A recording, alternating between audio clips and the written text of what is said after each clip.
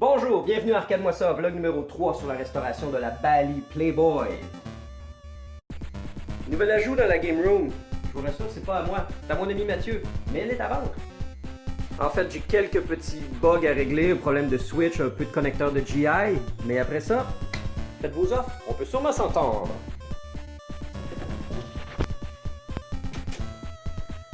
Enfin à l'atelier, que pensez-vous de mon nouveau cadre de Madonna? Ouais, je suis un fan de Madonna. Ah, qui fait bon faire la lumière dans l'atelier. Mais revenons à nos moutons, ou peut-être plutôt nos brebis. Aujourd'hui, on refait la peinture du playfield. Juste une petite aparté ici, j'ai enfin réussi à mettre en ligne le vlog numéro 2 pendant que je suis en train de filmer le vlog numéro 3. Ça m'a fait un fichier de presque 3 gigs. Alors que normalement, c'est des affaires de 400 MB. Alors, ben non, je ferai plus de 4K. C'est vraiment l'upload bloqué en plein milieu. Il faut que je me reprenne à 400 fois. Fait. Pour ce que ça donne, je mettrai des photos high-res sur ma page Arcade-moi ça pour que vous puissiez voir mieux l'avant-après quand il y aura des détails précis. Alors, continuons avec où est-ce qu'on était rendu. Ce que j'ai fait, c'est sûr que ça ne look pas du tonnerre pour l'instant, mais j'ai mis, en fin de compte, une couche de blanc cassé qui est en fin de compte jaune de Naples imite. Je ferai pas des retouches avec un blanc resplendissant parce que c'est impossible d'aller rechercher le blanc resplendissant sur le playfield. Alors, je go with the flow et j'ai trouvé un blanc cassé qui se marie extrêmement bien avec la machine. Je me sers de cette application de blanc-là uniquement comme base de fond. C'est comme un primer parce que quand je mets des couleurs comme le jaune ou l'orange, j'ai besoin de quelque chose en dessous qui va aider à supporter cette couleur-là parce que le brun du bois masque énormément la saturation de la couleur. Alors, c'est l'ordre dans lequel j'y vais. Je vais de la couleur la plus pâle au plus foncé. Je vais donc terminer par le noir. Mais dès maintenant, je vais faire les retouches de jaune. Une première couche de jaune préliminaire est appliquée. Je vais par la suite passer un micro papier sablé, genre du 600 ou du 1000, une fois que ça va être séché, et remettre une deuxième couche pour essayer de rendre la couleur la plus en aplat possible. En attendant, je vais faire orange, bleu et le blanc. La peinture du playfield avance bien et toujours dans un désir d'essayer des nouvelles affaires avec ma chaîne, j'ai décidé de faire du Twitch de painting de playfield. Hein?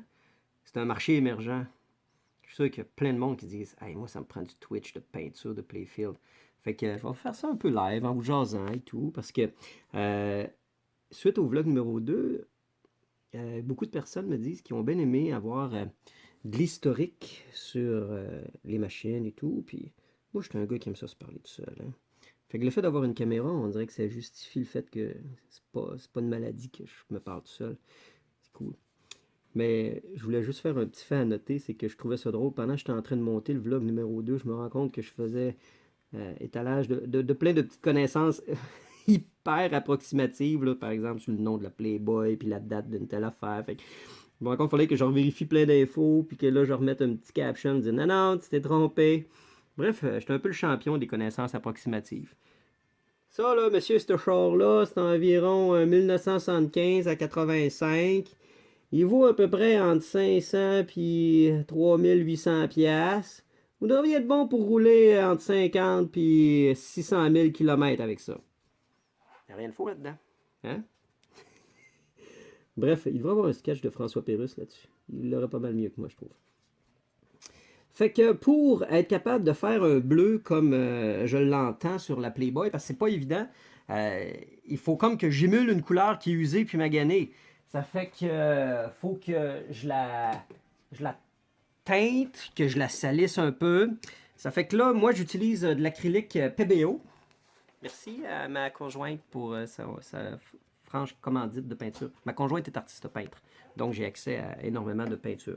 Là, j'utilise un bleu turquoise et pour être capable de rajouter la teinte de vert causée par le vernis qui a jauni.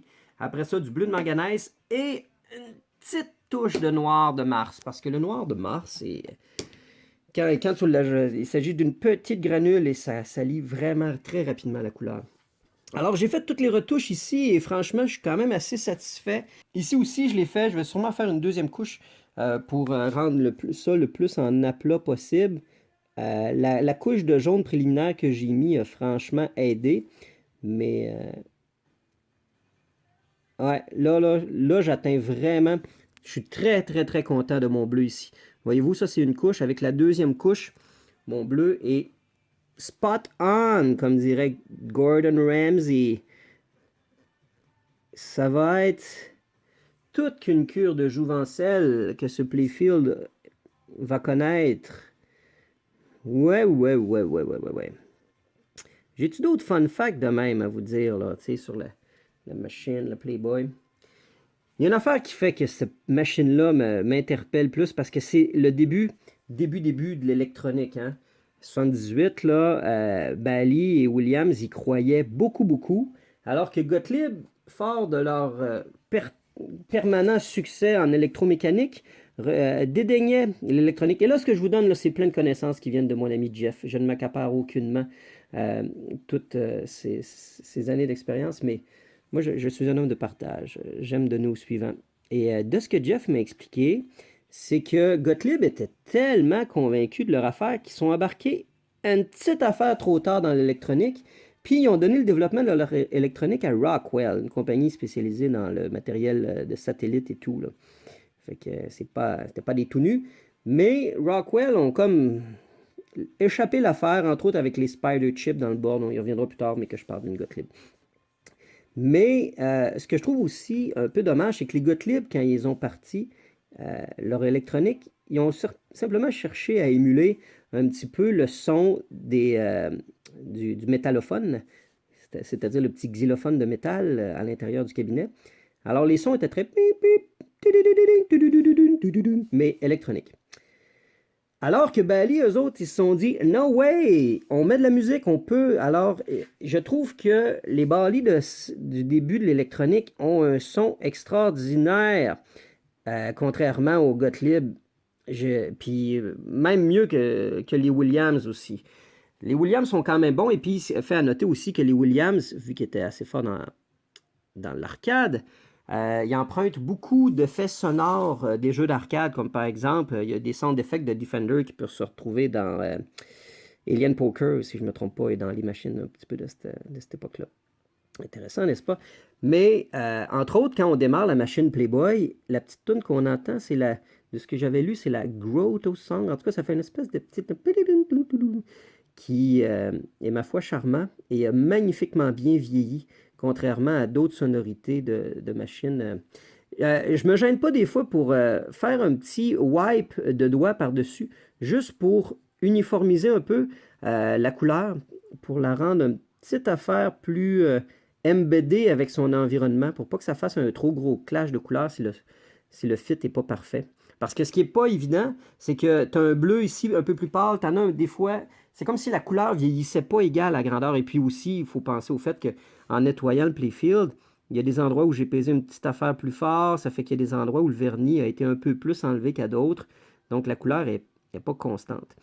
Là, ce que je fais la première couche préliminaire du bleu ici, je me rends compte que je l'avais skippé, fait que j'étais passé un petit peu trop vite au top du Playfield.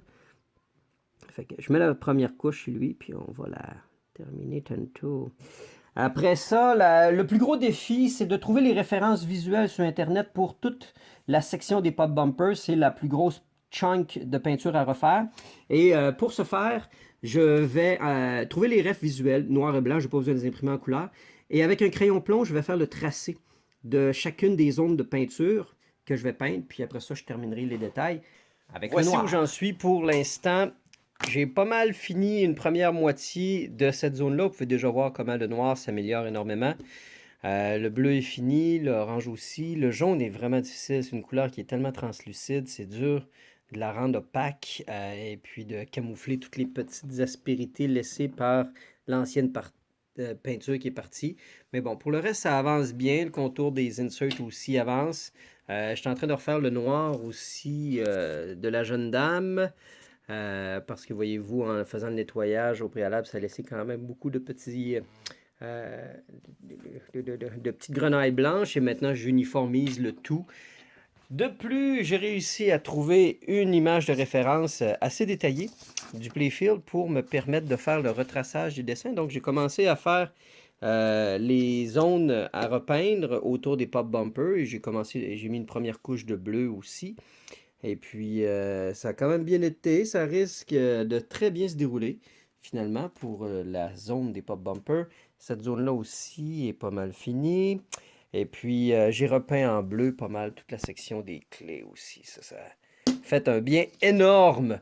Alors, on se dit... OK. Des fois, j'accroche le piton. Des fois, je flippe mon téléphone, puis j'accroche le stop. Puis là, je me mets à parler dans le vide. Vous devriez voir ça. Je pourrais jamais. J'ai pas enregistré. Fait que, tout ça pour dire que là, c'est la fin du vlog 3.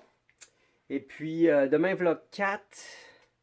Mais le temps que je mette ça en ligne, puis souvent la fin de semaine, je prends ça un petit peu plus mollo, là, puis j'ai plein de petits stocks à régler puis à faire.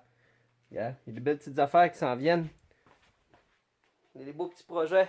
Hâte de vous parler de ça. C'est pas à moi, un petit projet.